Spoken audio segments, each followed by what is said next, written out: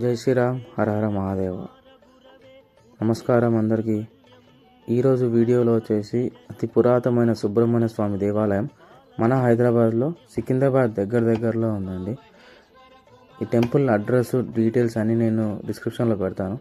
ఎలా వెళ్ళాలి, లొకేషన్ అన్నీ నేను డిస్క్రిప్షన్లో పెడతాను. కానీ ఈ టెంపుల్ ఏంటంటే చాలా పాతది, మనకి నేను చూపిస్తాను. చాలా పురాతనమైనది. ఇంకా టెంపుల్ దగ్గరికి వెళ్ళిపోదాము. ఇది టెంపుల్ ఎంట్రన్స్ అండి. ఇది టెంపుల్ ఎంట్రన్స్లో చాలా పాత టెంపుల్ లాగా కనబడుతుంది కదా. టెంపుల్ కూడా ఇలానే ఉంటుంది.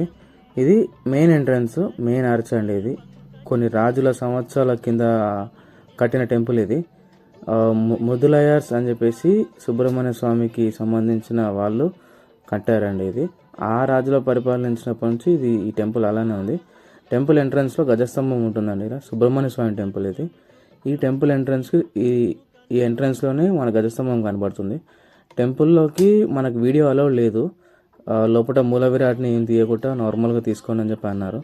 సరే అని చెప్పేసి నేను చూపించాలని చెప్పేసి నేను జస్ట్ అరిచి చూపిస్తాను. సుబ్రహ్మణ్య స్వామి టెంపుల్ ఇది. చాలా పాత టెంపుల్.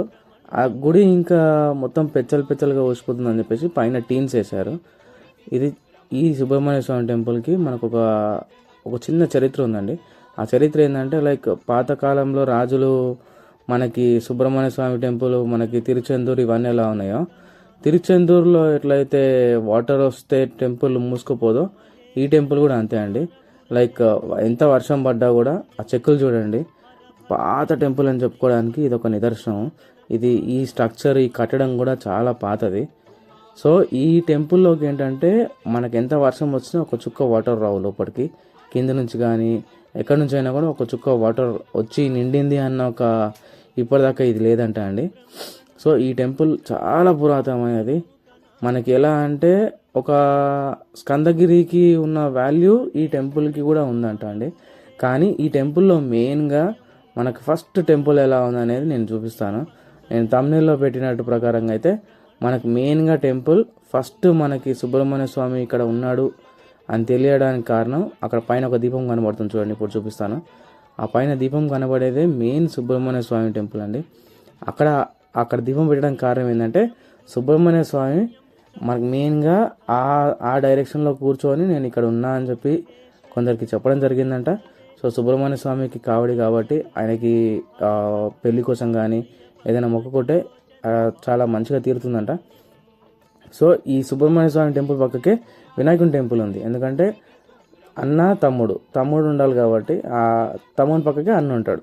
సో అన్నను కూడా పక్కకే పెట్టుకున్నాడు. వినాయకుని టెంపుల్ కూడా ఉందండి ఇందులోనే. ఇదండి ఈరోజు మన వీడియో.